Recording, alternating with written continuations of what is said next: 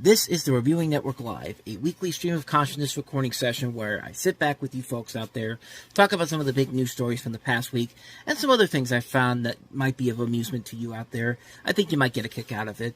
Now, these are more like audio podcasts and are much longer than my usual videos and are also, for the most part, unedited and will contain some foul language. So, if you're easily offended by that, I advise you to maybe step back a bit, maybe go somewhere else. But hey, if you're up to the challenge, sit back, relax, and enjoy the show.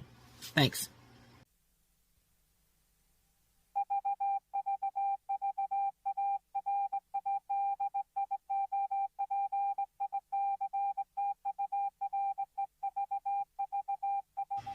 And for the 30th time ever, we're live. Hello, everybody, and welcome to a special Easter edition of the Reviewing Network Live.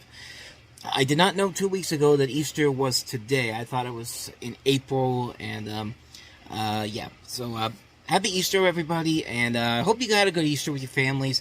I know this year was this Easter in particular was very interesting, especially considering what just happened in the last month.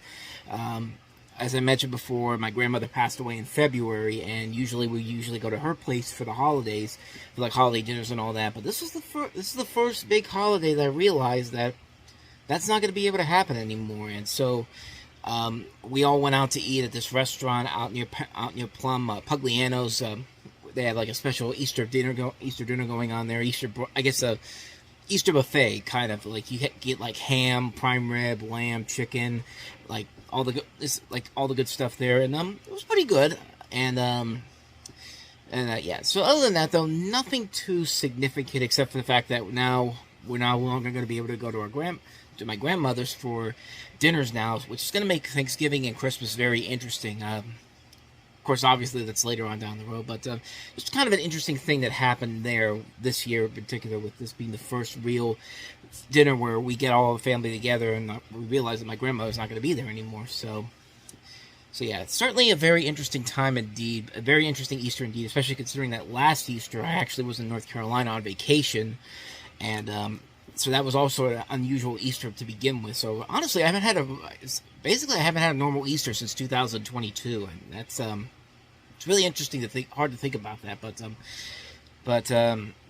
yeah, like I said, I hope your Easter was good, and I know we're at the start of a brand new month now, April 1st, and I guarantee you no April Fools on this particular episode, and yeah, so everything I say here is going to be true, even if I try, is for the most part. I mean, I say for the most part, but but everything I'm going to say on here is 100% true. There's not going to be like an April Fool's thing, Easter and April Fools together, back to back. That's it's been a while since we've had that, and I just opened up my drink for the evening, and this is Lipton Brisk Fruit Punch. It's a 1 liter bottle of Lipton Brisk Fruit Punch, which was very inexpensive, by the way. I got this at a gas station yesterday, and a liter of these are like $2 for $3 at this place, at this gas station I went to. It wasn't Sheetz, I think it was an Exxon, but yeah, they had those, and the differences between the liter of Lipton Brisk and a liter of Pepsi, which Pepsi and Brisk are owned by the same company. Pepsi products are like $2 for $5 in the liters, and Lipton Brisk was only $2 for $3, and so yeah, I like it. So take the best offer you can. Pretty good too. So I've already wasted so much of your time here, so let's go ahead and get into the show. We've got some stories to cover here, and of course we start off with what we usually start off with, and that is the weekend box office. And again, it's one of those weekends where it's not really all that interesting until you get to the number one movie, which this film kind of overperformed, much to what people were expecting it to do, but start off at number 5. Last week was number 4. It's the Sydney Sweeney movie, Immaculate, which dropped down only 38%, which is unusual for a horror film to do that. I mean, usually horror films are very front-loaded. They dip off almost immediately after once the second weekend comes around. But this one, still hanging around in there. I mean, $3.3 million, dropping only 38% from last week. $11.1 million. The worldwide gross, I believe, is up to, not much, $13.1 million. I want to make sure that the budget is actually up for this one. I don't think it was up last week. Let's see. Maybe it was up last week. $9 million, which this thing's already made back its budget, so it's going to make its money. It's already made its money back. It's a hit for Neon. The studio is also putting out a couple of other horror films that look pretty interesting. There was one that they have with Nicolas Cage coming up with, which is what was it called? I just talked about the trailer on this channel too a couple weeks ago. Long Legs, that's what it's called. Long Legs. Long Legs is pretty good, as does Cuckoo, which has Hunter Schafer from Euphoria. Also has Sydney Sweeney from Euphoria. But Immaculate brought in, like I said, $11.1 million. It's already on a profit. So, moving on to the number 4 movie this week, we have Kung Fu Panda 4, which has dropped down very slightly again, $10.2 million. After 4 weeks, it's brought in $151.6 million. Worldwide, it's up to $347.3 million. So, $85 million movie, the lowest budgeted film of the series. So it's already made back its money and then some. So, and still got some weeks to go before we get to some real family competition coming up in the weeks to come. Or at least until we get to the Garfield movie, which doesn't come out until Memorial Day. There's still a good 2 months before we get another big animated feature film for the kids to go see. As far as like family films are concerned, I think we're pretty barren until we get to, at the earliest, maybe Kingdom of the Planet of the Apes, and even then, it's not really a family movie. But I digress. We have, now moving on here to the number 3 film, which is a film that's been dominating for much of the month, and that is Dune Part 2. $11.1 million, only drops 37% from last week. $252.3 million. After 5 weeks, the worldwide gross is up to $626 million worldwide, which is just to be expected for a film like this. I mean, this is a movie that everyone was waiting for, and Timothée Chalamet has arrived, so much so that Warner Brothers has officially given him a first look deal along with Tom Cruise. So, as much as I want to get rid of David Zaslav, but fortunately he's not going anywhere if he keeps producing hits like this. Case in point with the number 1 movie, we'll get to that in just a little bit. Meanwhile, let's talk about the number 1 film from last week. Number 2 this week, Ghostbusters: Frozen Empire, which dropped off considerably, 65% from last week, $15.7 million, $73.4 million after 2 weeks. It did cross $100 million worldwide. That was the budget for it, $100 million. So it should make its money back in some way, shape, or form. But in terms of the previous film, it's considered kind of a little bit of a disappointment. I don't think it's enough that they won't continue the series, but I think they'll wait a while before the timing is right to actually do another film of the series. I don't think it's a straight-up bomb. I think it is going to make kind of where around the other Ghostbusters sequels were at. I mean, Ghostbusters 2, Ghostbusters, and Ghostbusters After, like the 2016 Ghostbusters, I should say, kind of are all in that same general area between like $120, $130 million. I think it'll probably end up around there when it's all said and done. But I think it's still a decent hit for them. It's not like a bad performance. It's just kind of underwhelming compared to what they were hoping for. But I still like the movie a lot. I don't care what anybody says. I know a lot of people have been coming down on this, but I still like this movie a lot. So, which brings us to the number 1 movie this week, and that is Godzilla x Kong: The New Empire. Now, I did not get a chance to review this because I had some other things I had to do yesterday, and I wasn't just going to straight up lie to you about me seeing this movie, and I wanted to wait till I actually get a chance to see it. So I'm going to go check this out at some point. I don't know when yet. My hope is that next week, but even then I'm not too sure about that. But I've got some things that I might be doing next week that will relate to the Steel City Con coming up in a couple weeks, which is 2 weeks away, by the way. It's a couple weeks, 2 weeks away. But Godzilla x Kong: The New Empire, kind of overperformed. A lot of people were not expecting this to do as big as it did. It brought in $80 million, which for a film that cost $135 million to make is a big start for that movie, and $195 million worldwide. Monster hit already. I mean, this is a film that did very, very well, and the initial projections were somewhere between $50 and $55 million, but these movies have proven to be very critic-proof, because this thing did not do the best with critics. I think it got like a Rotten Tomatoes 55%. On Metacritic, it got a 47 out of 100. But on CinemaScore, it got an A-, which is actually pretty good, which will make you believe that this movie is going to have some longevity to it in the weeks to come, because, most importantly, there's not really a whole lot of competition coming after this. But I mean, these movies deliver what they promise. Godzilla and King Kong. Even though Godzilla is not in this movie as much as Kong is, I mean, these two, when they show up together, it seems like everyone really likes what they're doing this, and they got a great director to make it work in Adam Wingard. Everyone praises the action sequences in here. I mean, they're very good, cool looking. I even got a chance to see some of the ones for this movie, which, thanks to social media, but they look pretty good too. I think the big problem with the particular film here that I've been seeing so far is that, kind of with the other movies, the human characters are not that interesting, but then again, we are just coming off of Godzilla -1, which has the best representation of human characters with Godzilla involved, and I think the people that were going into that movie hoping that it was going to be another Godzilla -1 were probably going to be disappointed by the end result of it, and because, Godzilla -1 was not that long ago. It was only a couple months ago, and yet here we are with Godzilla x Kong, and now, I don't know. Like I said, I haven't seen the movie, so I can't really tell how the human characters are represented by most people, myself included. Myself included. But I think, nothing looked terrible, and everything I've heard about it is just like, it's not the worst ever. I mean, it feels like a film that they knew just to go in, get out, have a good time with it, and to just move on from it. Because I heard there's not even an end credit sequence with this particular film. I think they realized that we've done what we needed to do. Everyone can go now. And everything I've heard about the movie is that the action is great. Adam Wingard knows what he's doing. Seeing Godzilla and Kong doing what they do best is awesome. And yeah, I think there is a lot there to admire about the film from what I've been hearing.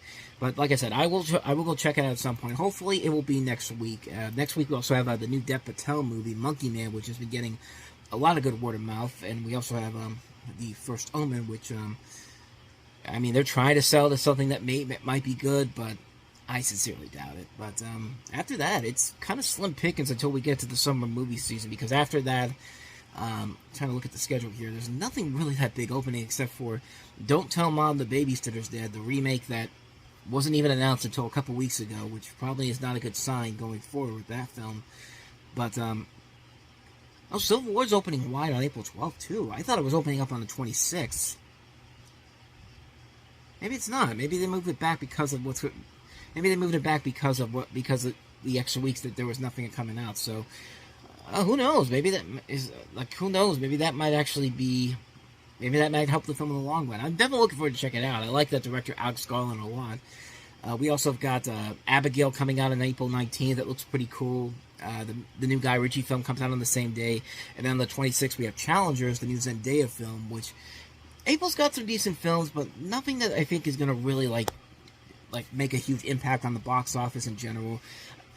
Judging by what we have here, depending on what the word of mouth is on some of these other movies, I think Godzilla x Kong has a good chance to probably be the #1 film all the way throughout the month of April until we get to May with The Fall Guy coming out on May 3rd, which will probably be the big hit that weekend. But yeah, we're kind of entering it. It's interesting. It's a little bit of a lull, but there are still some intriguing films that could end up being surprises, could end up being really good. But again, we'll just wait to see what happens as we move along here. But so with that said, let's go ahead and get into some news stories from the past week. Starting off with the news stories of the week, one of the big ones took place early in the week, and that was the news that Scarlett Johansson is in talks right now to join Universal's upcoming Jurassic Park sequel, the new Jurassic World movie, which is moving quickly to get released for next summer 2025, July 2nd to be exact. Of course, David Leitch was attached to direct it, but then Gareth Edwards became the new director on it, with the script being handled by the original Jurassic Park writer David Coep. And it says the film, I've got the story here from the Hollywood Reporter. The film returns Johansson to the world of franchises. He starred as Black Widow in a number of Marvel Studios movies, but unlike some co-stars in the superhero world, has had no trouble breaking out in other projects. He has already earned 2 Oscar nominations for Marriage Story and Jojo Rabbit. He has a voice in the upcoming animated feature Transformers 1, and is a big-budget Apple feature co-starring Channing Tatum, also due out this year. The new Jurassic World film is the latest in the 30-year-old franchise, which began with Steven Spielberg's Jurassic Park, and you kind of know what what it follows up at. Lost World, Jurassic Park 3, Jurassic World, Fallen Kingdom, Dominion. And, again, nothing really too engaging with the news here. I mean, this is supposed to be a new story that's not supposed to follow what happened in Jurassic Park or the Jurassic World series. It's supposed to be a set of new movies, and Now, Scarlett Johansson is a great actress. I mean, we've seen it from the very beginning in films like Lost in Translation, and of course down the road when she joined the MCU as Black Widow. She's been in a lot of movies, really, I don't think this was much of a surprise getting her involved in this. I mean, honestly, there's really not much I can add to this. I mean, I don't know which direction they're going with this, but Scarlett Johansson's involved. Probably going to get a younger up-and-coming young star in the making, probably for the film as well, which probably will include maybe Glenn Powell from Top Gun Maverick, who's also been in a couple of films. He was just in Anyone But You. He's going to be in Twisters next. I wouldn't be surprised if he gets cast in this at some point. Maybe John Boyega. Maybe John Boyega hasn't done anything of note. I mean, he's done some stuff since Star Wars, but nothing on that same level. I mean, I would be surprised if they probably get him for this.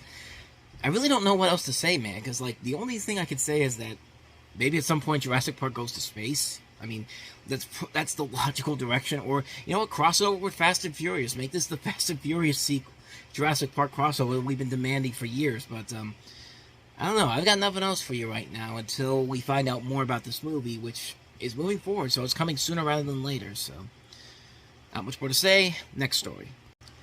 So this next story comes from Deadline Hollywood, who reports that Scott Stuber, who left Netflix not too long ago, back in January, as the head of that studio, has moved on to his first major project since leaving the company. And it's a big one. It's a pretty big one indeed. I've got it right here from Deadline. Scott Stuber has teamed with Gotham Group's Ellen Golden-Smith-Vane and Eric Robinson to make a film about the boss. Of course, the boss being Bruce Springsteen. Scott Cooper is writing to direct Deliver Me From Nowhere, a narrative feature about Bruce Springsteen and the long effort to put together his seminal 1982 album, Nebraska, which started to take shape after he and the E Street Band were laying down tracks for their massive hit album, Born in the USA.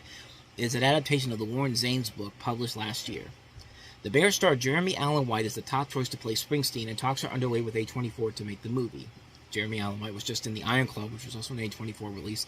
I haven't checked it out, by the way. I've still got to check that out at some point, but negotiations haven't begun with the actor, who will head to New Jersey for a fall shoot after the Emmy winner finishes Season 4 of The Bear in June. As we've learned, Springsteen's huge stardom and status as the premier lyricist and melody maker over decades is bellied with the personal circumstances of upbringing with his father, who suffered from depression, something Springsteen has also had battles with. He was feeling the effects of 1982 and poured a lot of that darkness into Nebraska, which was called his rawest and best album. He was in the process of dealing with it becoming a global superstar and wrote these songs not really intending to turn them into an album. He did it with a simple 4-track recorder alone in his bedroom in a house he rented in Colts Neck, New Jersey. The Terrence Malick film Badlands was a major influence, and Springfield addressed it directly in the song Nebraska, and tracks including Atlantic City, Highway Patrolman, and State Trooper, and many others. Every song is a classic. That came along with the big success of Born to Run, Darkness on the Edge of Town, and The River. Nebraska was the follow-up to The River, and then came Born in the USA. Need I say more about that one? Even though that album's title tune was about a despondent Vietnam vet, it was such an anthem that its meaning was confused for a long time. Cooper transitioned from actor to writer-director with 2009's Crazy Heart, which earned Oscars for Jeff Bridges, as well as Teen Bone Burnett and Ryan Bingham for their original song The Weary Kind, with Maggie Gyllenhaal getting a nomination. Cooper's back full circle with The Boss. Springsteen and his manager John Landau are also actively involved in the project, and more details will be forthcoming. The Boss has written and relentless songs for movies that spoke to him, and he wrote the Best Original Song Oscar for Streets of Philadelphia in Philadelphia in 1994. He's made movies about specific albums that have been directed with Thom Zinni, but this is the new grounds for the star. I mean, the idea of giving Bruce Springsteen a biopic was something that I really think that should have been done a couple of years prior to this, many years prior to this, but you know what? Jeremy Allen White, the more I look at him and look at Bruce Springsteen, they do definitely look alike. Like, you could tell that he would be, Jeremy Allen White would kind of be what Bruce Springsteen will look like right now. I mean, they do have similar facial features. They do look like they could look like they're the same person. So this is good casting right here. And, you know, Scott Cooper's a good director. Crazy Heart was actually a really good film. He actually made a really good film that came out not too long after that, Out of the Furnace, which is, I think, criminally underrated. It's a film I do not think gets the proper attention that it deserves. But speaking of Bruce Springsteen, there was a really good movie that came out not too long ago called Blinded by the Light. If you haven't seen it, it's actually worth checking out. It's directed by the same person that did Bend It Like Beckham, and it follows this kid in 1987 Britain. It tells the coming-of-age story of this British, Pakistani, Muslim teenager whose life has changed after he discovers the music of Springsteen, and the movie uses the music of Springsteen as the focal point of the storyline. It's a really good film. I think it got overlooked specifically because of the fact that it came out around the same time as Yesterday, which is the Danny Boyle movie where the Beatles basically no longer exist, except for this one guy who knows who the Beatles are and decides to use that as part of his success, which I thought that was a good movie. I thought the ending was a little bit of a cop-out, but I thought the movie worked. I was one of the few people that really liked that movie a lot. And I think that movie overshadowed Blinded by the Light. It didn't do so well with the critics. I take that back. It did well with the critics, but it was not a huge hit. It made its money back, but it sadly wasn't a big hit at the box office. But it's a shame because it's a really good film. I highly recommend checking it out. If you haven't seen Blinded by the Light, definitely check that one out. It's really, really good. And but yeah, I think this is definitely gonna be something that's very interesting. A24 makes a lot of good stuff. I mean, the last movie that A24 and Jeremy Allen White did was The Iron Claw, which got a ton of great reviews, and the casting in that was considered one of the high marks of the movie. Like I said, I still haven't gotten the chance to see it yet. I will check it out at some point, but yeah, I'm definitely curious to see how this one pans out. I think a biopic about Bruce Springsteen going through this dark point in his life, and it's done by A24, a studio that I don't think will be looking specifically to do like what we've been seeing with most music biopics nowadays. It's like, you have to make it safe and marketable so like everybody can come and see it, and we have to make it PG-13. And I hope that's not the case here. I hope Bruce Springsteen will allow them to let them go be in that dark area that he was when he was making that album. But I have faith in A24. I think going to them was probably the right move for this movie. So I'm definitely looking forward to see how that one turns out. I can't wait to check that one out. So let's go ahead and move on to our next story. This week gave us some news about some sequels that I don't think we needed to see coming, but apparently they're happening. Let's start off with the big one here. And that is that A Simple Favor 2 is moving forward. I mean, it's literally going into production this year, and it's supposed to come out next year. I have the story here from Variety. Lionsgate and Amazon Studios have announced that a sequel to the 2018 hit mystery comedy film A Simple Favor is coming. The sequel will bring back Anna Kendrick and Blake Lively as well as Paul Fahey to direct. A Simple Favor tells the story of a widowed single mother named Stephanie, played by Kendrick, working as a vlogger in Connecticut. She looks enviously upon her best friend Emily, played by Blake Lively. Emily has a successful career, a loving family, and a glamorous lifestyle. However, things turn around when Emily mysteriously disappears one day, causing Stephanie to launch her own investigation into her friend's past and finding more than a few surprises along the way. Talking about the original movie, I really love the original film. I thought it was in my top 3 favorite films of 2018. I mean, it felt like an old-school mystery thriller from the 70s and 80s, but in modern times. You can definitely tell they took a lot of inspiration from, like, Alfred Hitchcock, Federico Fellini. I mean, it's really great. And the best thing about it is Anna Kendrick and Blake Lively. They work off each other so well in this movie. And there have been movies when they try to create chemistry between two characters in a movie that's very similar to this, like The Quiet with Alicia Cuthbert and Camilla Bell, and it just didn't work out. I mean, it just didn't work as a movie. But this one works really well. They had a great cast in there: Henry Golding, Andrew Rannells, Linda Cardellini, Rupert Friend, Gene Smart. The mystery is well done. It's a great movie that brings back a lot of classic noir-style elements to it and brings them into a modern setting.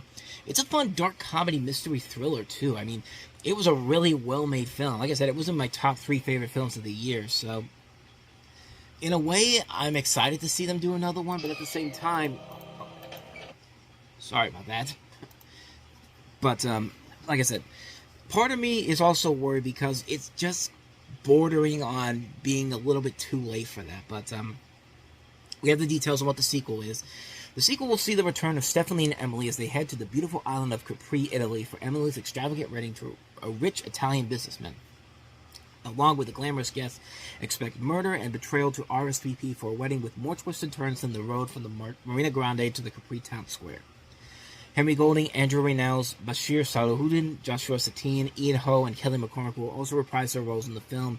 A Simple Favor 2 is targeting a spring starter production and will be available to stream on Prime Video in more than 240 countries and territories worldwide, which, yeah, like I said, they're moving quickly along on this movie, so it's coming. It's not like it's one of those things where it's like, oh, it might happen, but we're getting close to production, and then it never happens. No, it's actually happening. So, but not but a couple days later, this was moving so fast that we got a full cast on who's also involved in the project.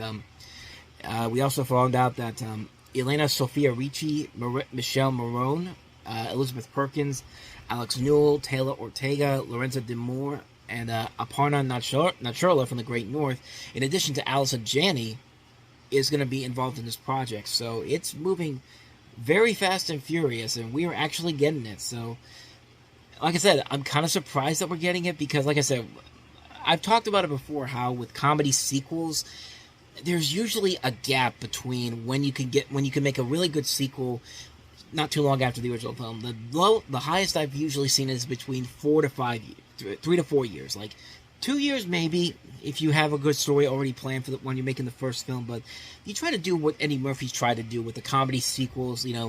Let's do Coming to America too. It's been 30 years. People want to see that again. Beverly Hills Cop 4. I mean, it's been 30 years since that last movie. I mean, clearly there's got to be a demand for it somehow. And usually, and at least with Coming to America, the fact that that sequel did not live up to the expectations made it a pointless sequel. But then again, you get something like a Bad Boys for Life. Maybe this new Bad Boys movie that we just saw the trailer for come out this week looks pretty good. So, I mean, there is possibilities where that could actually work out. Beetlejuice probably has a possibility of working too. The trailer was very promising, but still have to wait to see how that is handled out. But Simple Favor 2, I think it's just right at the cusp where you could still make this movie and there's a chance that maybe it'll still be good. I love the first movie so much, so I'm definitely going to give it the benefit of the doubt. I'm going to give it a chance to see if it works, and I'm very curious to see how that one will transpire. I think that, like I said, I really like the first movie a lot, and I'm definitely very excited to see those two working off each other again. I loved their chemistry in the last movie, Anna Kendrick and Blake Lively, so I'm definitely looking forward to seeing that happen, and again, taking the Knives Out approach, because Knives Out was originally released in theaters by Lionsgate, and then they didn't have the rights to the sequel, so Rian Johnson took it over to Netflix and made a great sequel with Glass Onion. So, and I don't know when the next one comes out, the last of those two sequels, and so hopefully it'll be as good as the other two Knives Out films. But Simple Favor 2 is moving forward, so definitely looking forward to that one. This next one, however, not so much, because like I said, a Simple Favor only is coming out 6 years after the last movie. Freaky Friday, the 2003 movie with Jamie Lee Curtis and Lindsay Lohan, is coming 21 years after the last movie came out, and Disney's moving forward with it apparently, and we got full confirmation from the Hollywood Reporter that this is indeed moving forward, and I've got the story right here. Disney is getting ready to get its freaky on one more time. The studio has tapped Nisha Ganatra, who most recently directed episodes of Hulu's miniseries Welcome to Chippendales, which was a great miniseries, by the way. If you haven't seen that, definitely check that out. Nisha Ganatra, I think I mispronounced it the first time around. I don't know if I'm pronouncing it right, but Nisha Ganatra is the person that's directing this. She is directing a sequel to the 2003 family comedy Freaky Friday, giving the long-promised project momentum and putting it on track for a summer shoot in Los Angeles. Jamie Lee Curtis and Lindsay Lohan, who starred in the original, are in negotiations to reprise their roles as the mother and daughter combo who find themselves switching bodies and lives. Curtis and Lohan have been talking about their host for a sequel for several years now, but it's only been in recent weeks that talks begin in earnest. On Friday, Curtis posted a photo of herself with Lohan on Instagram. Andrew Gunn, who produced the 2003 movie, is producing alongside former Disney executive Kristen Burr. Anna Marie Sanderlin will executive produce. It is unclear whether the feature will be released theatrically or debut on Disney+. The project has had an early draft from Elise Hollander. Disney has created a cottage industry with Freaky Friday, which includes several movies as well as a Broadway production. The franchise is based off the 1972 children's book by Mary Rogers and the original adaptation released in 1976, starring Barbara Harris as the mother and Jodie Foster as the daughter. Each installment tries to bring the core concept of living life in another person's shoes into modern teen settings. Lohan is no longer a teen, and the new script by Jordan Weiss is said to bring a multi-generational approach to the story. Curtis is, on some levels, professionally hotter than ever, coming off an Oscar win for Everything Everywhere All at Once, and the recently released Halloween trilogy reboot. Lohan is in the midst of a comeback, having starred in a couple of popular Netflix romantic comedies, including this year's Irish Wish. Ganatra is known for bringing a light touch to her series work, which spans episodes of And Just Like That to Brooklyn Nine-Nine, and she also did Late Night, which was the Mindy Kaling, Emma Thompson comedy set in the late-night talk show world, and The High Note, a romantic drama set in the music area that starred Dakota Johnson and Tracee Ellis Ross. The High Note was okay, but not great, but I really like Late Night with Mindy Kaling and Emma Thompson, so I completely didn't realize that was her directing this, so I'm a little bit more optimistic now, but at the same time, Disney made this whole big deal recently about how they went through all these different projects that Disney had in the works, and the new heads at Disney were just like, do we really need to make these movies? Like, everyone was thinking that, we're getting to the end of the live-action adaptation of Disney classics, and, we're finally going to get to the good stuff again, and Freaky Friday 2? I mean, it's been 21 years, and really, what more can you do with this concept? I mean, unless you're doing something like a Big or 13 Going on 30, which found a way to take that formula and make it work on its own, there's really no reason to make this movie except for the fact that it was one of your biggest hits with these two stars in it. You can get them back, and so instead of doing something else, you're just going to be like, no, let's do it again. I want to do, really, what else could they do with the storyline that hasn't been done already? They tried to reboot this so many times as of late. They did a made-for-TV movie, a couple made-for-TV movies, one in '95 with Shelley Long and Gabby Hoffman from Uncle Buck. And then there was another one recently. There was a terrible one that was done on Disney Channel recently, which looks like a bad Disney Channel original movie. I mean, the trailer, the commercial, the posters for it, the trailers, commercials, posters, all of it looked like, yep, this is a really bad-looking Disney Channel original movie. And it was based off the musical that they did. But, I mean, I'm looking at these two right now, and the two on the 2018 remake, I don't know who's supposed to be the daughter, who's supposed to be the mother in this. It's just like, the more I think about it, maybe it is probably best to do another version of this, so you can make people forget about that abysmal 2018 version. But yeah, I don't know about this one really. I mean, it could be good. I mean, like they said, Jamie Lee Curtis and Lindsay Lohan are kind of trying to make a comeback right now. They've been in a couple of things that have been, I guess, pretty good. I mean, Jamie Lee Curtis has been in a couple of things that have been really good as of late. Lindsay Lohan I like Lindsay Lohan. I think she gets a bad rap, and she's trying to come back from, the years where she was really struggling to, have that success have that same success she had with the Disney Channel. Basically, didn't really have a lot of time to really grow up really, except with the Disney Channel behind her back, and especially compared to Nickelodeon now, it's just like, I mean, if you were a kid working in the live action area of Nickelodeon, I feel bad for you, but I've heard about that Discovery documentary, and I feel bad for them, but at the same time, I didn't really get much of an impact from it, because I kind of stopped watching Nickelodeon, except for the animated shows. The animated shows, the Nicktoons, I mean, those were the things I used to watch. I never watched most of the live action shows. I think I stopped with the Amanda Show and then all that once we got to the start of the 21st century. Yeah, I never saw Drake and Josh. I never watched iCarly. I never watched Zoe 101 or Fabulous, those other shows. But yeah, that sounds like a nightmare if you worked on those live-action shows as a kid on Nickelodeon. I feel bad for you big time.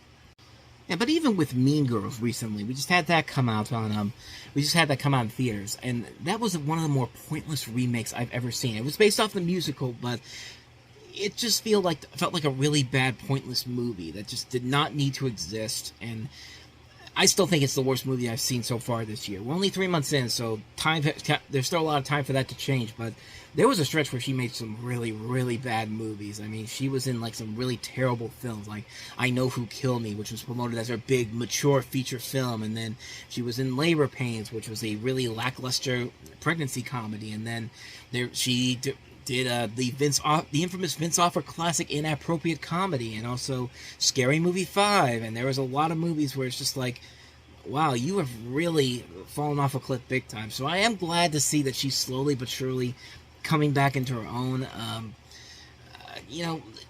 And I've been hearing a lot of good reviews for a lot of the stuff she's done recently. So maybe she is on the comeback, but I'm still really not too sure how a Freaky Friday sequel is really going to help boost the careers of these two. Mostly because of the fact that we've had Disney sequels that have been trying to capture the magic of the last film. Mary Poppins Returns is probably one of the most notable examples. I mean, it's not a bad movie, but it's definitely not a movie that needed to be made, because it just feels like a pointless sequel, and it's been 20 years since the last movie, and really, there's not much more you can really do with the story unless you do something completely new with it. And who knows? Maybe they actually do have something here, but I mean, I don't know. Me personally, I don't know if I want to see another Freaky Friday movie. But then again, there's a lot of sequels that Disney has in the works right now that I don't really want to see because the time has just come and gone for that. Like, they've been trying to get another Diaries movie together. Like it's been, again, 20 years since the last movie, guys. National Treasure 3, they're still trying to get that off of the ground, which the first two National Treasure movies weren't even that good to begin with. But, just a lot of things here that are really unnecessary. But there was some good news, though. That Bambi live-action remake they were talking about doing is apparently dead. So, good. I'm sorry. It's like, you're not going to ruin my I don't want them ruining my favorite movie of all time. And it sounds like they're not going to do that. So, keep your fingers crossed that it actually is true. But yeah, like I said, Freaky Friday 2, I don't know. Like, maybe it could be good. Maybe it's possible that I'm just not thinking the possibility to what they could do with this. But I've seen enough comedy sequels that have taken over 10 years to get made, and a lot of them have not been that great. So yeah, you'll excuse me if I'm a little bit hesitant to possibly get attached to this movie before it actually gets made. But it's got a good director behind it, so maybe it's got a shot. Maybe it has a shot to work. So we'll see what happens. If it actually gets made, I'll definitely check it out. Yeah, Freaky Friday 2 is officially happening. So with that said, let's go ahead and move on to some story time. So it's 1992. Teenage Mutant Ninja Turtles: The Secret of the Ooze is the tape you just popped into the VCR. You see the commercial for the Burger King Kids Club, and then you see the trailer for the Hulk Hogan movie, Suburban Commando, which, if you're under the age of 10 years old and you see that, just like, wow, this looks like it could be a ton of fun. I mean, this looks like it could be pretty amazing. And if you actually see the movie Suburban Commando, you start to realize that, no, it's really, really stupid. And it's stupid in a fun kind of way, but that's not what we're here to talk about here. We're here to talk about what the second trailer was on that particular tape before you started watching The Secret of the Ooze. It was interesting because this movie, I thought I covered this on Time About the Movies back in 1991 or 92, whenever I did Leftovers, but I looked on there, and I don't think I ever covered this movie. But it's one of those movies that I always saw the trailer for it.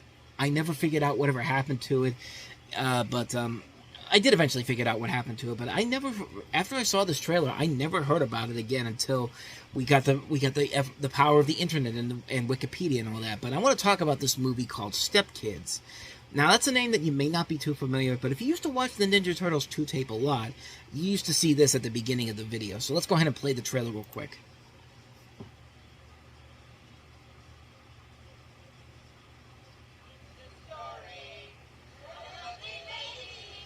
Once upon a time, my mom and dad got married and lived happily ever after. Yeah, right.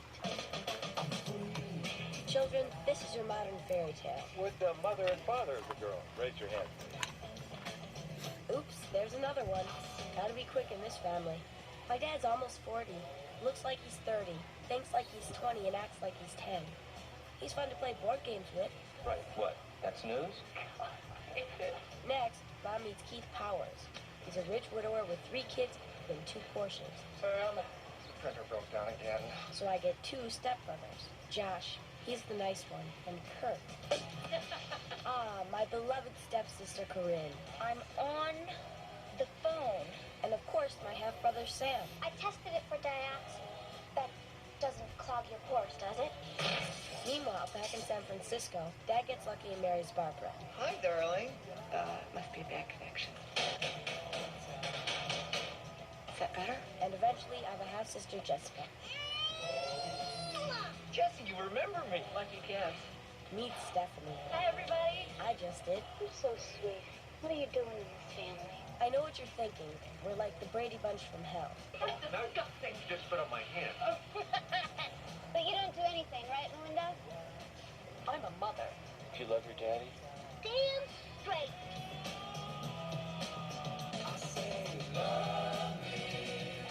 Did you know it's estimated by the year 2000, 1 out of every 3 people will be a member of my family? Did you also know that by the end of the year that this movie came out, that actress will no longer be working?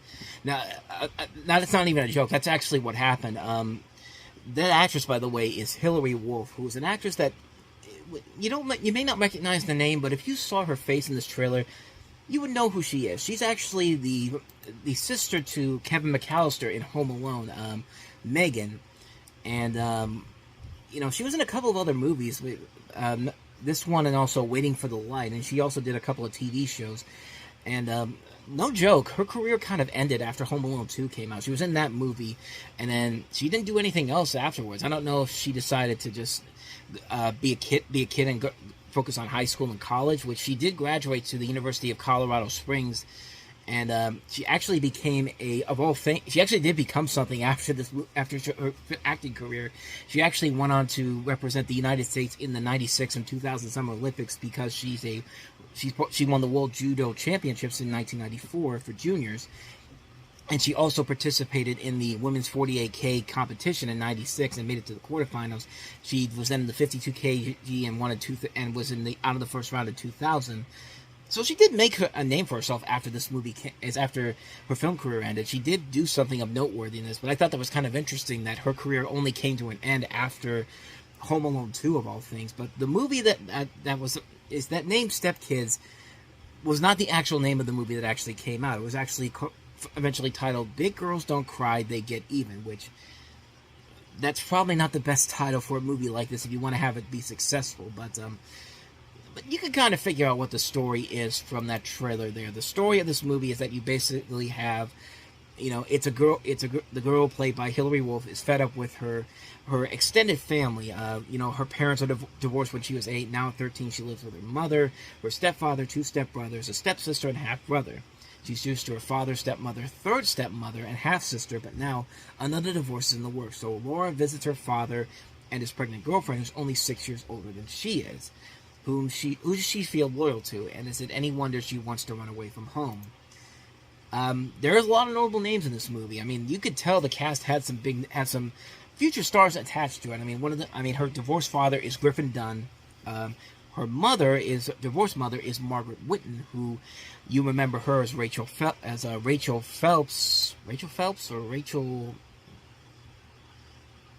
from the Major League movies. You have Patricia Callenber, who plays one of her stepmothers she was just on the show Sisters when this was coming out. She was also in Fletch Lives and Jacob's Ladder. David Strathairn, who you've seen in a lot of different movies, playing a lot of historical figures. He was in Good Night and Good Luck. He plays the stepfather to Laura. Dan Futterman has gone on to become a successful screenwriter, being nominated for Oscars for writing Capote, as well as Foxcatcher. He was also in The Birdcage and Judging Amy. He's the older stepbrother of Laura. Jenny Lewis plays Corinne Powers. Jenny Lewis is now a famous country music singer. She's a country music singer, but she's also done some rock music as well.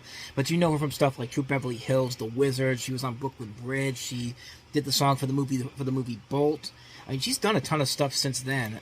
Ben Savage, of course, is from Boy Meets World, and David's best friend Stephanie is played by the late Adrian Shelley, who made the movie Waitress, which is a phenomenal movie which stars Kerry Russell and Andy Griffith, and it unfortunately came out after she had passed away in 1940. Not in 1940. The Toy Boat.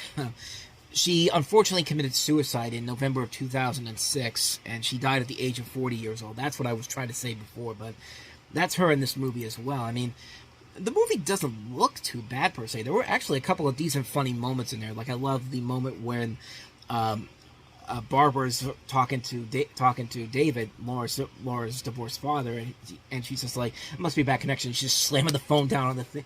And he's slamming the phone down. It's just like, is that better? Like, stuff like that is funny. Like, there's a couple little one-liners there. Like, I love that part where they're sitting on the dock, and then I think it's Stephanie asking Melinda about, like, so what do you do for a living? And she's just like, I'm a mother. Like I always say, it's like, if you can make the lines like that funny with the way you say it, then you're doing your job right. Because that's not really a funny line per se, but the way she says it, it's just like, I'm a mother. It's just like that's funny stuff. That's really, really funny stuff. And I mean, the movie itself doesn't look horrible by any means necessary. It just looks kind of generic. Like, it was weird. It was around that time we were getting more. People were trying to revive the Brady Bunch format because, of course, we had the Brady Bunch revival movie, The Very Brady Christmas, that came out a couple years prior to this, and CBS even tried to relaunch the Brady Bunch into a TV series, but not as a comedy, but a drama series, and that should be something we should talk about for another time, though, because that show is very, very interesting to say the least. But also around that time, we had the show Step by Step, which was pretty much just a retread of the Brady Bunch for the 90s with Patrick Duffy and Suzanne Summers, and basically the roles played by Robert Reed and Florence Henderson. It was literally the same concept in terms of the story and the situations, but instead of it taking place in the late 60s or 70s, it takes place in the early 90s. And so I don't know what happened with this particular movie. I don't know if New Line Cinema basically looked at it and said that, okay, we can't put this out. This was just a bad movie altogether. You can't really find a whole lot of information on this movie in particular. I'm looking at the trivia page now on IMDb, and it's just stuff that I pretty much have already told you about. The original title was Stepkids. Jenny Lewis appears in the film with Ben Savage. She appears with Fred Savage in The Wizard. Griffin Dunne and Dan Futterman share the same birthday, 12 years apart. Features 3 Oscar nominees: Griffin Dunne, Dan Futterman, and David Strathairn. Margaret Whitten Melinda also plays Ben Savage's Sam's mother in Little Monsters from 1989. So, yeah, there's not even that much of a history behind this movie in particular, and I'm not even sure if this thing even has a DVD release. I'm kind of curious now. Let me see. Give me 1 second. As far as I know, it doesn't have a DVD release. However, if you go on to Amazon Prime, you can actually rent the movie for 99 cents, or you can buy it for $7.49. Let me see if there's anything else here. No, it doesn't look like it. I don't think it does have I think it's just a straightforward streaming release of the movie, so I think that's the only way you could check this movie out. No. As I'm scrolling down here, I just found the DVD for it. There was a VHS copy of it, and there is a DVD version of it that's only $14.99 to pick up. I don't know if this is like a Warner Archive edition or what, but there have been a couple of other versions. There's one here for $29.99. Yeah, it's a Warner Archive release of this movie, so it is out there, and I don't know, my interest is kind of peaked now. I thought about this movie a while ago, just in this past week, just watching some old videos on there. I saw the trailer for this, just like, whatever happened to this movie? And so I don't know. Maybe I'll definitely check it out. Maybe I'll check it out, and maybe I'll do like a little review for some video on either this channel or the other channel here. But I'm actually kind of curious about this movie now. I just want to know what happened to it. I mean, it's got decent. The word of mouth on it's not that bad. IMDb has a 6.3 out of 10. I'm looking at the Amazon reviews. It's like 948, and it's a 4.5 star review. Only 1% has like 1 or 2 stars, so I don't think it's that bad. It doesn't look that bad of a movie, honestly. But I don't know. The more I think about it, I think I might check it out. It's pretty soon. I'll probably do something here on the show or maybe over on the other channel, but my interest is kind of peaked on this movie. I just wanted to bring this up because I thought about this movie when I was watching some old video trailer openings, and this one popped up in there again. I was just like, whatever happened to that movie? So, maybe one day, maybe the next month or so, I'll definitely check it out and give you my thoughts on it real quick. It won't be like a big video or anything, just like a quick review. So definitely be on the lookout for that. So let's go ahead and continue on with the next story I want to cover here. So probably the most notable trailer that came out this weekend that had a lot of people saying a lot of negative things about it was, of all things, the remake of Good Times, the classic show from the 1970s from Norman Lear, the guy that brought us Maude and All in the Family, which is actually a spin-off of both of those shows. And that show, of course, follows the adventures of Florida and James Evans, played by Esther Roll and John Amos. And, of course, they had their son, JJ, Jimmy Walker, a dynamite, it's a show that I never really got around to seeing. I've actually never seen much of the Norman Lear shows, like All in the Family, The Jeffersons, this show, Archie Bunker's Place, Maude. Like, they've been shows I've been wanting to get around to checking out. I've heard, you hear a lot of great things about those shows all the time and how they were ahead of their time. And Norman Lear's a great his television personality as a whole. Like, I've definitely seen like when they do the thing they did the thing with Jimmy Kimmel, the live from the studio audience things, where they have do recreations of the All in the Family and the Jeffersons, and they did They did that one, and then they did another one. What was the other one they did? I think it was The Facts of Life in Different Strokes. And, they've been shows I've been wanting to get around to watching for a while now. And you can find them anywhere. So it's not like I can't find these shows in particular. But I at least know about what All in the Family and Good Times were. And Good Times, how that was such a significant show for the time period. And it was television's first African-American two-parent family sitcom, which in 1974, which is really hard to believe when you think about it. So yeah, so we got a new animated series version of the show coming up, which it's an intriguing way to go. I'm not going to say that it's not the craziest idea to do, but I mean, if you did it in a way where it pays homage to the show as a whole, maybe it could work. But nope, not at all. Let's just go ahead and play the trailer here, and I'll show you what I'm talking about.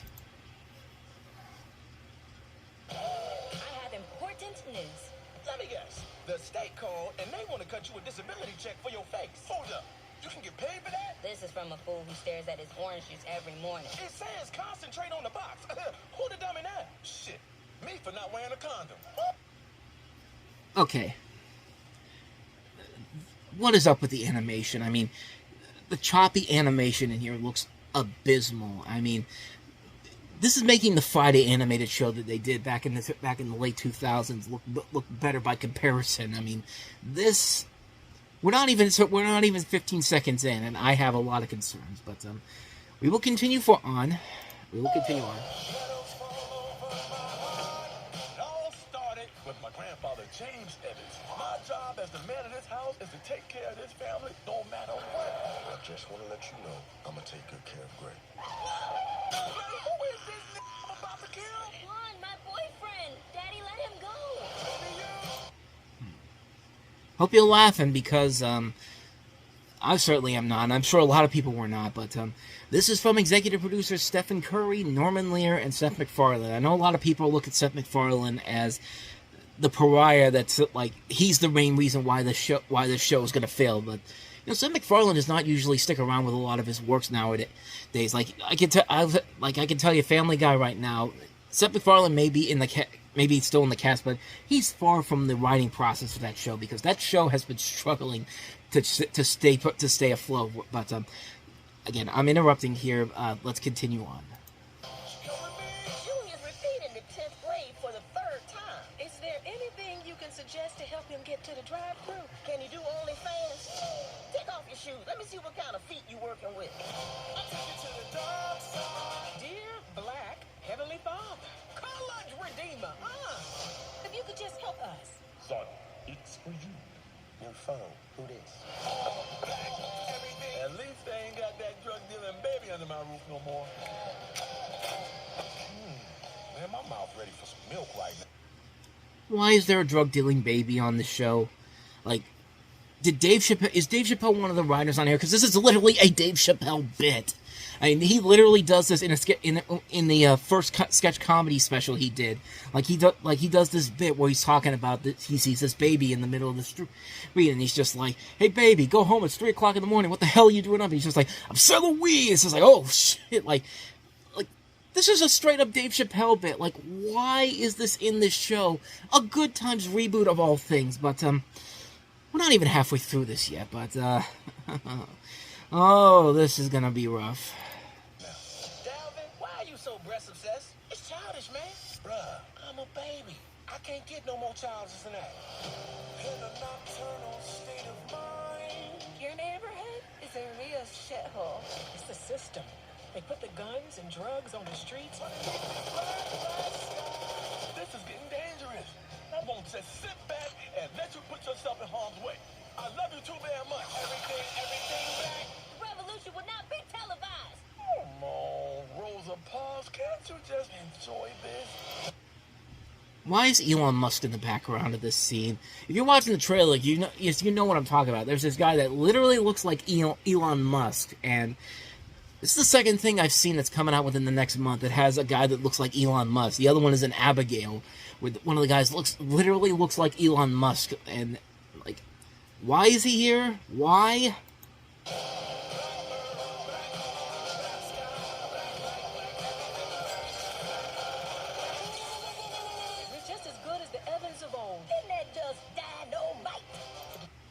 Okay, I think we're done here.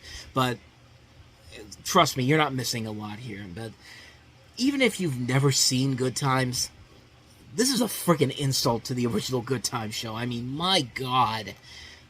This show looks abysmal. Like, from every single aspect of the show looks unbelievably horrible. Like, I could not believe Norman Lear would put his name to this. He would look at this and go, "Oh, this is good. This is exactly what I wanted for the rebirth of one of the more significant shows of my legacy." This show right here speaks a lot of things. Like, it speaks a lot of what I wanted to bring up here. It's just like, no, it doesn't. Like, I'm pretty sure that he was paid. He had to have been paid off by somebody and just, hey, just let us do the show we want to do, and no problems. And there'll be no problems whatsoever.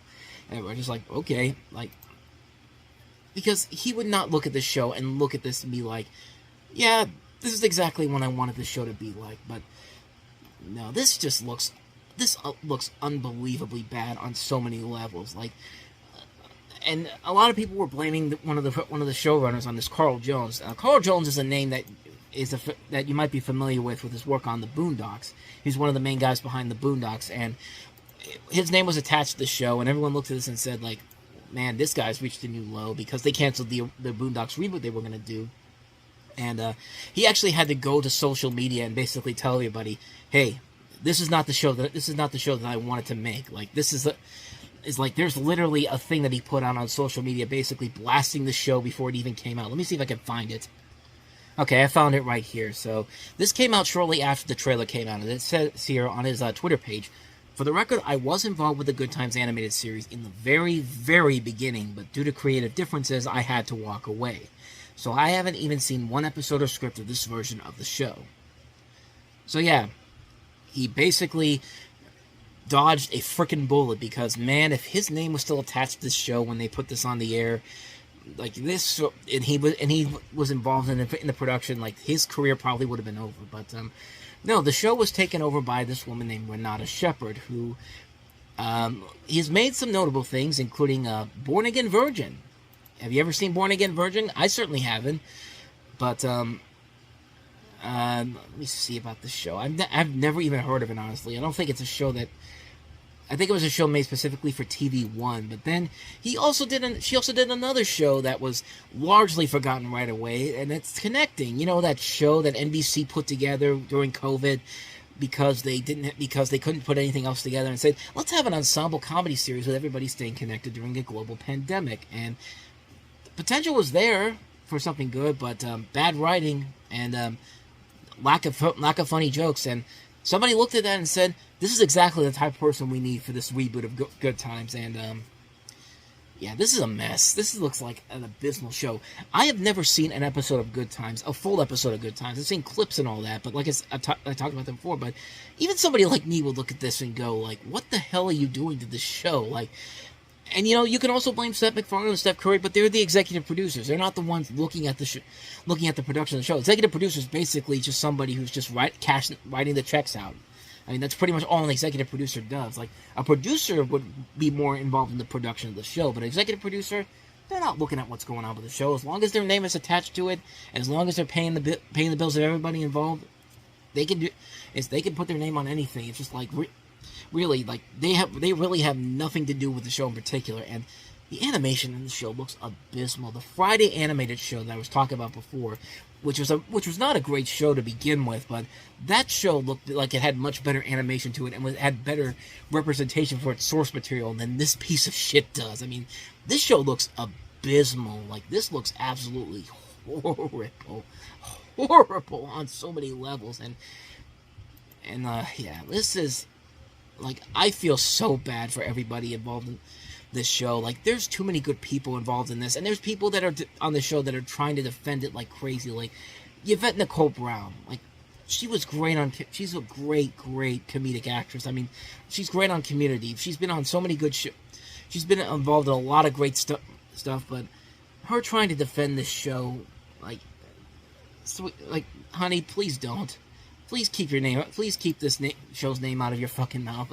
To quote Will Smith, keep my wife's name, keep my wife's name out of your fucking mouth. Like, keep this show's name out of your mouth. Keep your career going by not acknowledging this. But nope. Just like Taraji P. Henson, she had to get involved in something where it would probably be best to stay away from it, because now it's basically putting you in a situation that's very troubling. But Yvette Nicole Brown, who voices the character of Beverly Evans in the new animated version of Good Times on Netflix, promises that it will be an edgier, more irreverent reboot of Norman Lear's groundbreaking TV sitcom. You mean a watered-down version of The Cleveland Show? Because this is literally like a watered-down version of The Cleveland Show. I mean, after one of Brown's followers wrote on X Wednesday that, "I'm surprised you're attached to this project. Looks nothing like the show we grew up on," Brown responded with a promise that the reboot will offer as much, if not more, than the original. "This show is edgier and more irreverent than the good times of our childhood, but it's still a show about family fighting the system and working to make things better despite where you start out in the world. That 100% lines up with my values." And this show lines up with your values? Like, why do you have... Where in Good Times did there need to be a need for a drug-selling baby? Like, this is literally a watered-down version of The Cleveland Show. And The Cleveland Show was not that great of a show either, but I would rather watch more episodes of The Cleveland Show than I would this piece of garbage. Like, this show just feels like an insult to the TV show. Like, I'm sure Norman Lear right now is somewhere rolling over in his grave, spinning around like, what the hell are you doing to this thing that I had a hand in? Like, this looks bad. This looks really, really bad. And, hey, it's coming out in 2 weeks, so we will see for ourselves how bad it really is. Who knows? Maybe it'll actually be good. Maybe Netflix is completely lying to us altogether. They're just showing us the bad stuff in the trailer before we actually get to see the good stuff in the show itself. Maybe there's a hidden gem in this masterpiece that we're not seeing right now. But like I said, this trailer ain't really selling me, and it didn't sell a lot of people either. It got thrashed on social media, and so we will wait to see what happens. But definitely not looking too promising right from the get-go. So my quick thoughts on the trailer for Good Times. So with that said, let's go ahead and wrap the show up. Let's take a look at some recommendations, and then we'll get on out of here. So this past Friday, we unfortunately had the passing of Louis Gossett Jr., who passed away at the age of 87 years old. Still very much an active actor. Of course, everyone knows him for his performance in An Officer and a Gentleman in 1982, which won him the Academy Award for Best Supporting Actor. And there a lot of people thought around that time that he was one of those actors that did not really do well post-Oscars. I mean, he had the Academy Award. It basically took a lot of films that did not become big hits whatsoever. I mean, he had a couple things, like the Iron Eagle movies were successful films financially. He followed that up with He followed Officer and a Gentleman with, of all things, Jaws 3D. But there were some good movies, too, and some good underrated films. So I wanted to take some time to talk about those particular movies. The late works of Louis Gossett Jr. One of the first ones that really comes to mind is Enemy Mine, which is a criminally underrated Wolfgang Petersen movie, which features him and Dennis Quaid. Dennis Quaid's a human soldier, and Louis Gossett Jr. is an alien soldier who becomes stranded together on an inhospitable planet and must overcome their mutual distrust in one another in order to cooperate and survive. And it was a really good movie. It was a very interesting film for Wolfgang Petersen to follow up on after The Neverending Story and Das Boot. And it showed a lot of potential of what they were, of the acting between Dennis Quaid and Louis Gossett Jr. And Fox themselves at the time said it was a very hard movie to market, and they really did not know how to market the film. But it was a really good movie. A lot of creative designs, a lot of good chemistry between the two. I thought it was a good underrated film. It's definitely one they should definitely check out. That one. Another one that comes to mind is Toy Soldiers, which is a film that I don't remember too much of. I don't remember too much saying it was a great movie overall, but I thought it was a decent film overall. It's a very predictable movie. It has kind of the feel of something similar to, kind of like a mix between Red Dawn and also, not Toys, what was that? Reds with, Taps was the one I'm thinking of, not Reds, because both of those came out around the same year. And it was a story in which you had an all-male boarding school overtaken by terrorists while the authorities remained helpless. A group of rebellious and mischievous students decide to put their resources to good use. And Louis Gossett Jr. played the dean in that movie. And he was really good in that movie. Like, the film itself wasn't great overall, but I thought he was definitely one of the stronger things on that movie. Blue Chips, he's really good in that one, playing Father Dawkins. Really good underrated film, which features Nick Nolte. And if you want to see a good Shaquille O'Neal performance in which he acts, that's definitely one to check out. Probably most recently, the big one that he's been recently seen in was The Color Purple, the remake of The Color Purple, which I still think that's a great movie. I think it's a great new retelling of the story based off the musical. It works on so many levels that Mean Girls didn't work on. I mean, the casting of that movie is great. Louis Gossett Jr. has a great role in that film as well. Great movie. If you haven't seen The Color Purple, I highly recommend checking that out. But I'm definitely looking forward to seeing If. That was one that the trailers for it looked pretty good, really good. That was one of the last movies he did before he eventually passed away. So that's one I'm definitely looking forward to checking out. That comes out within the next couple of months, not too long from now. Actually, now that I think about it, I think 6 weeks from now. Does it come out on the 17th of May? Yeah, May 17th. So we're not too far away from actually seeing this movie being released. So I'm definitely looking forward to checking that out. But done a lot of great TV work as well. I mean, he's done a lot of guest spots on shows like The Jeffersons. Of course, Roots is one that I have to recommend. Roots, and also the sequel, Roots: The Gift. Captain Planet and the Planeteers. He was great on the recent Watchmen series on HBO. Hawaii Five-0, Boardwalk Empire. He actually played a drill sergeant again in Family Guy, and very similar to his character from An Officer and a Gentleman. He was great, and he was also Lucius Fox in The Batman, which was the 2000s Batman series with Rino Romano as Batman. Not a great show overall, but a couple decent episodes, and I heard him as Lucius Fox. He was pretty good. But, yeah, he's been involved in a lot of stuff. Definitely seek a lot of his stuff out. I mean, he was a great actor, and that's just one of those guys that it's a shame that we're not going to see him on screen anymore, because he really was a great actor overall. Unfortunately, didn't make as many memorable movies as he did after he did An Officer and a Gentleman, but he's made a couple of notable films and shows that are definitely worth mentioning. The ones I just mentioned there, and I'm sure there's some other ones, too, I'm completely forgetting about, but, great actor. Rest in peace, Louis. So with that said, that's going to wrap this episode up. Thank you so much for watching the Reviewing Network Live, and on to April.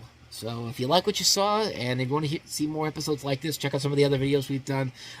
Hit the like and subscribe button. Check out some of the other videos we've done. Trailer reactions, clipless versions of Time About the Movies, you name it. They're all here on this channel.